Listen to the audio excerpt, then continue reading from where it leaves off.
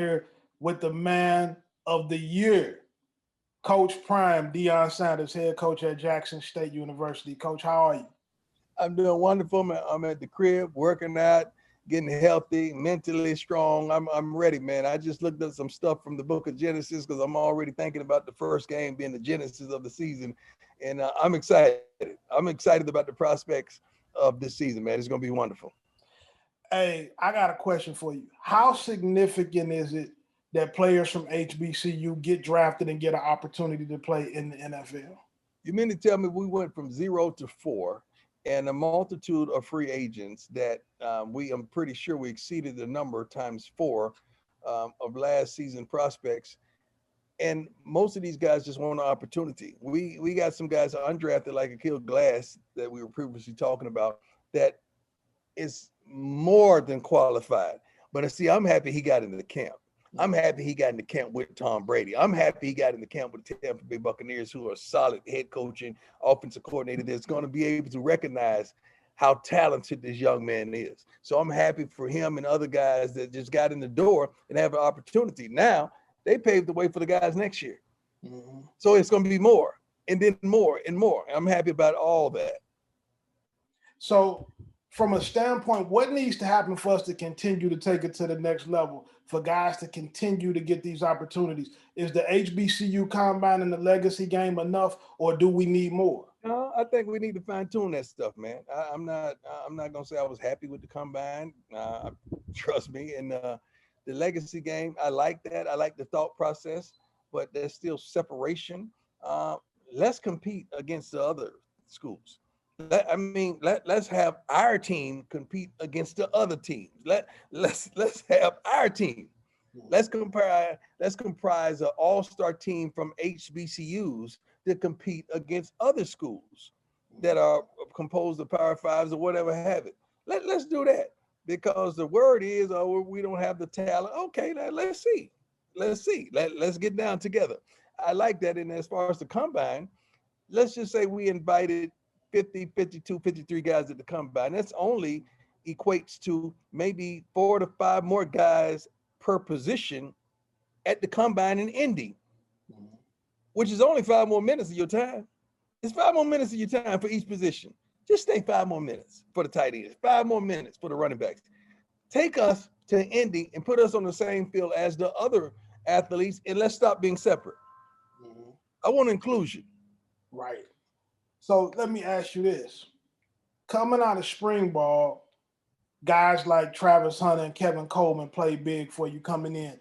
From the recruiting standpoint, is it necessary to keep recruiting guys at that high level? Because those guys got a great chance to be pros. And how have they adjusted to the college life for you and the impact of bringing in recruits of that caliber? Well, one at a time. When you're able to acquire those type of guys, it's a blessing to get a 4-star, 5-star guys that are immediate game changers, and you can see the ability. But I'm not one just for stars. Forget the stars by their name, because after the first half of the college season, nobody's going to say Travis Hunter the 5-star. They're going to say Travis Hunter. Kevin Coleman, they're not going to say the 4-star. They're just going to say Kevin Coleman. So the stars may get you there, but the stars can't keep you there. Now you got to work. So the majority of our guys is being dominant probably didn't have the 4 and 5 stars that are being dominant on the field for Jackson State. I mean, we have a pretty much a whole new offensive line. The receiving core is phenomenal. The secondary, the linebackers, we're looking for a couple more dogs up front that want to go take care of mama for the rest of her life on the defensive side of the ball, and we straight. So those guys are really adjusting well, but all the other guys we've garnished from the portal are doing as such. They're really adjusting well, and they're filling in perfectly. So yesterday, news started breaking. There was rumors that Pitt's receiver Jordan Addison was going to leave Pitt, and he possibly have a $2 million NIL deal coming from USC or other schools. What is your take on NIL right now and the transfer portal and how it's affecting these type of decisions? I like it. I love for these guys to be able to get paid for their name, image, and likeness. I love that. But it's becoming free agency, real free agency. And if you don't have it, you're not going to be able to compete. It's just another way to me to keep the schools that don't have the proper funding down. Mhm. We can't. First of all, I'm not giving a kid nothing like that. No, I want you to focus on the NFL, not the NIL. You ball out and you're prepared yourself for the NFL. If you get comfortable with, you already got a meal and you got that coming, I mean, come on. How hungry are you going to be to go out there and work and go get it? And we can't lose the fact that these are young men that they got to stay hungry. They got to stay interested. They got to stay invested. And we're not getting to bidding wars. We don't get down like that, man. And when a kid say, coach, how about that paper? Click.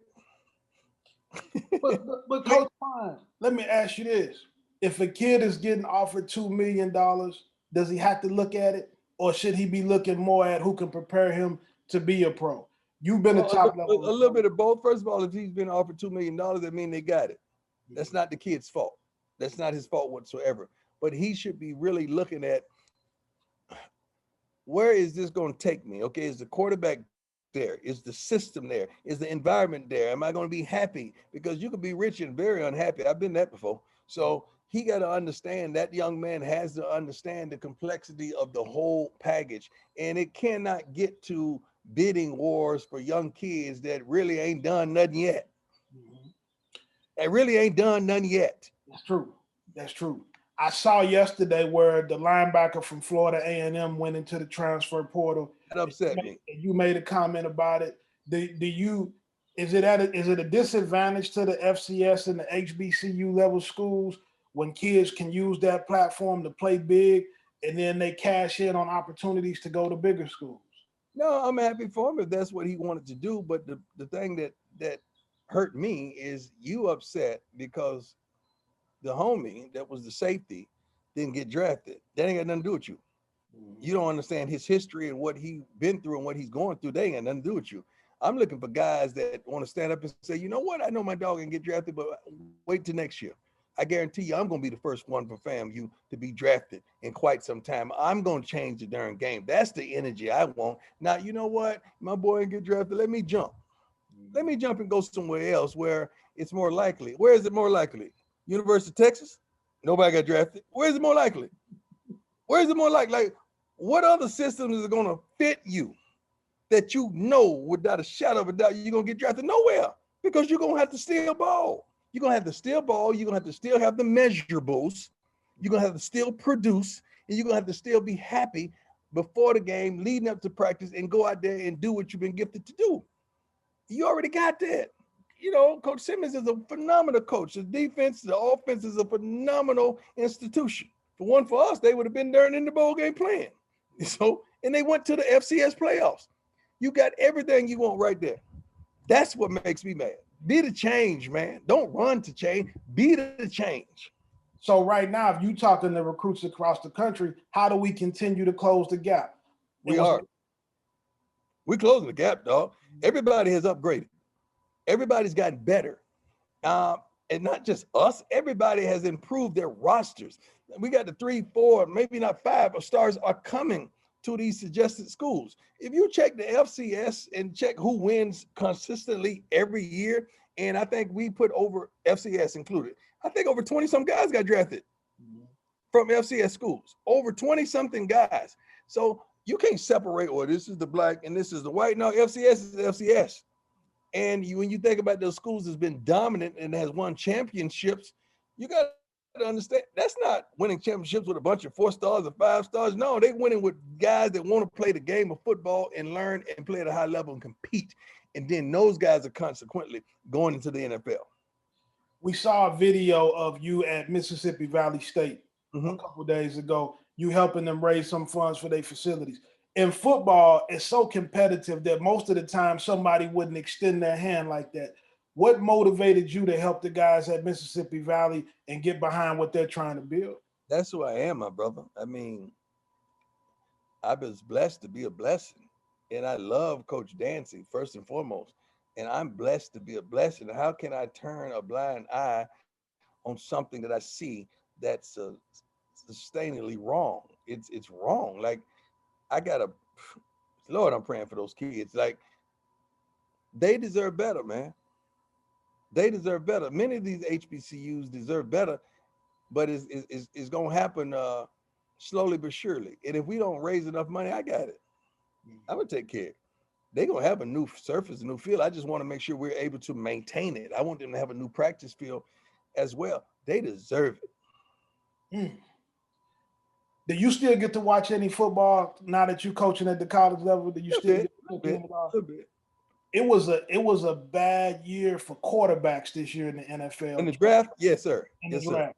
Who do you think coming in next year? Who's going to lead the way in the 2023 draft? I have no idea. You know, all that's on hype, man. Like they hype these guys up, and these guys turned out to be lemons. I mean, the guy from Oklahoma, he was supposed to be number one guy, right? This year, coming out this year. Yeah. Not only did he get benched, he's at a whole nother school. Mm-hmm. So, and then you lied and said he got what, millions in NIL. So, who gets that money back, or did he get all that? See, all these guys I'm hearing that got millions in the NFL, I mean NIL, not the NFL. What are they endorsing? Mm-hmm. You seen them on anything? I ain't seen them on nothing. I asked that question this morning. I ain't seen them on nothing. So what is it? Is it a kick? Is it just I'm just gonna take care of you because I'm a booster and I got plenty, and I'm gonna write it off on a 501c3 and put it in the LLC or whatever? Is that what it is? Because I don't understand the value of a college, of a high school kid or a college kid for my company. And I own several. What is the value when everybody don't know you? I mean, you're not penetrating all these different markets. The demographic you have is probably from 18 to 24, and you're really not penetrating that. I'm checking your numbers on social, and they don't add up. So how in the world that I can afford to break you off like that?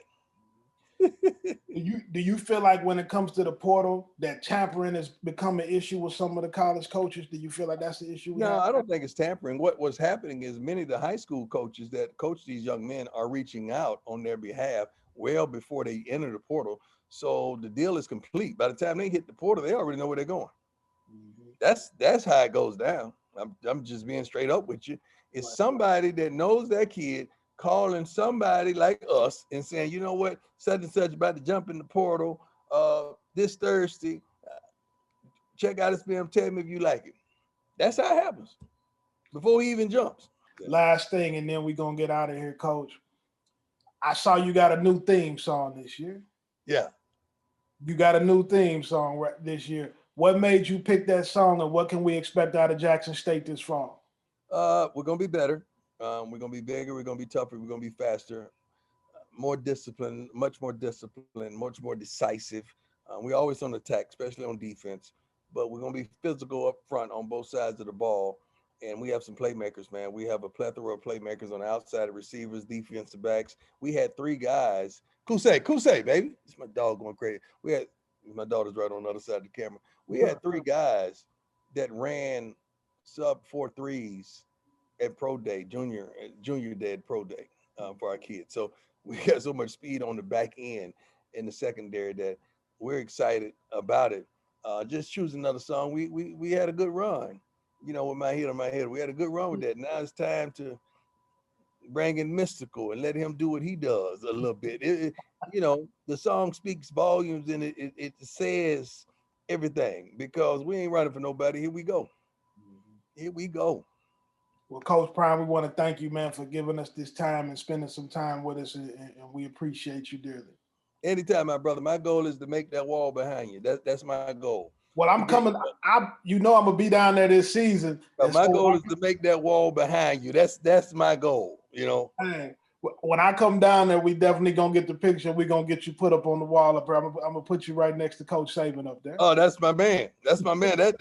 That's who all of us are aspiring to be. Hey, but who had the most swag in the Aflac commercial? You or Coach? Oh, you know what? We got another one coming up, and I already looked at the storyboards.